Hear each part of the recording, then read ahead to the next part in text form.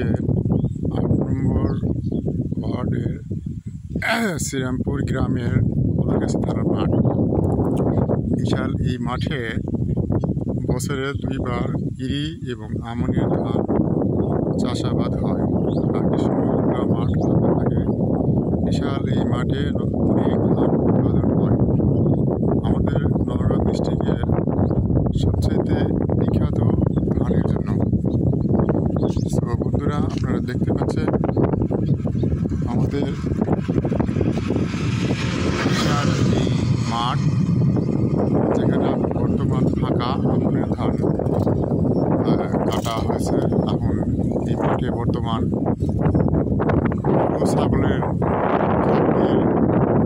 আবাসস্থল আছে। এখন গরু ছাগল মানুষ এখানে ঘাস খাওয়াচ্ছে। গরু ছাগলের খাবারের মূল উপাদান হিসাবে এই মাঠ এখন উপযোগী হয়ে আছে। আর কিছুদিন পরেই এই ধান আমনের চাষের জন্য এটার প্রস্তুত হবে।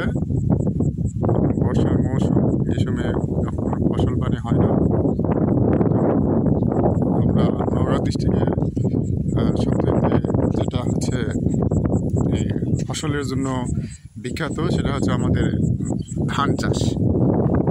তো দেখলেন, আমাদের মাঠটা দেখাইলাম, কেমন লাগলো জানাবেন। আর ভিডিওটি ভালো লাগলে লাইক, কমেন্ট, শেয়ার করে পাশে থাকবেন। ধন্যবাদ সকলকে। আসসালামু আলাইকুম।